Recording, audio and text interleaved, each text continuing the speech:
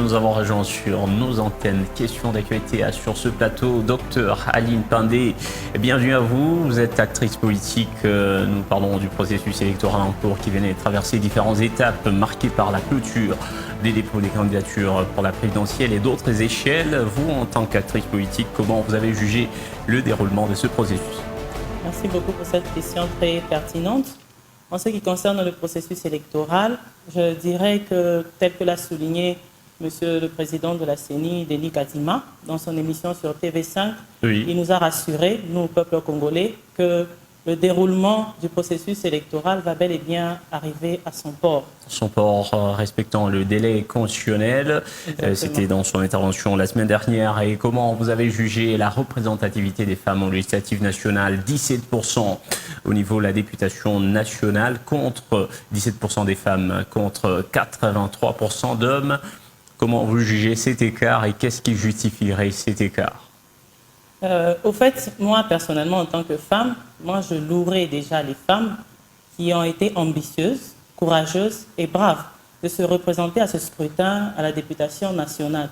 Parce que vous serez d'accord avec moi, c'est que quand on retourne en 2006, en 2018, nous n'avons pas eu une grande représentativité des femmes. Alors, tant bien même que le pourcentage il est très minime qu'il soit, mais nous devons quand même louer le courage que la femme congolaise a eu de se représenter à ce scrutin. Il y a de l'évolution, puisque en 2018, c'était 11% des femmes au niveau national. Aujourd'hui, il y a 17%, l'évolution des 7%. Exactement. Il y a eu une grande évolution. Et surtout, encore plus... Ce n'est pas minime. Qu'est-ce qui favoriserait le frein de la femme en politique, en RDC? Ce qui favoriserait le frein de la femme à se lancer, oui, il y a d'abord cette marginalisation, ce fait de dire qu'il n'y a que les hommes qui sont capables. Pourtant, il y a une bonne loi électorale qui vient d'être votée, oui, exemptant des cautions tout parti politique ou regroupant et qui réunit 50%, qui aligne 50% des femmes sur sa liste, mais les observateurs s'attendaient à un peu plus que 17%, c'est vraiment le contraire. Nous devons signifier qu'il y a aussi le côté africain, qui reste encore un tabou où on dit que les grandes choses, ce sont plus les hommes que les femmes. Donc ce tabou-là africain. Et il y a aussi, je n'accuse pas les hommes sur ce plateau, mais il y a aussi certains hommes qui n'encouragent pas leur conjointe à entreprendre grand. Ça veut dire, on se dit, non, tu es femme, il y a des choses que tu ne peux pas faire. Pourtant, moi, j'en suis l'exemple. Je suis une actrice politique et je suis femme mariée.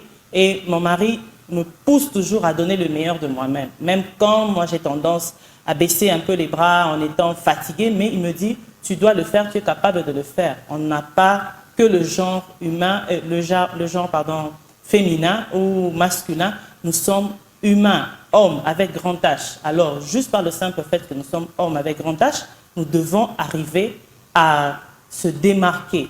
Parce que vous serez d'accord avec moi qu'il y a eu des grandes personnalités dans ce monde, des femmes de référence qui ont rempli pleinement leur rôle, comme la reine Elisabeth. C'était une femme mariée, oui, et elle a joué pleinement son rôle d'épouse à côté de son époux. Je ne veux pas rentrer sur ce débat-là, mais nous parlons de la femme africaine. Oui. Alors je ne pense pas que le fait de se lancer dans cette carrière politique en tant que femme va entraîner un échec du foyer. Il n'y a pas d'échec possible. Vous avez de l'autre côté l'Afrique, où les observateurs africains qui sont fiers d'être conservatistes, des bonnes valeurs de la femme africaine. Aujourd'hui, face à la mondialisation, la lutte pour la parité homme-femme, est-ce que vous ne trouvez pas des contradictions, des paradoxes dans les objectifs de cette parité occidentale et des valeurs africaines? C'est vrai qu'à un certain moment, si on rentre dans la coutume, dans la tradition, on dit que la femme est là pour le ménage, c'est la femme africaine, donc la femme dans son sens figuré du terme. Oui. Moi, je suis moi-même femme, épouse, et quand je quitte chez moi le matin, cela ne m'empêche pas de laisser ma maison en ordre et aller vaquer à d'autres occupations, d'autres devoirs. Vous serez d'accord avec moi, c'est que la femme, c'est une mère. La femme, lorsqu'elle se retrouve dans le foyer, elle gère plusieurs tâches. Ça veut dire qu'elle gère le pilier, même c'était le socle.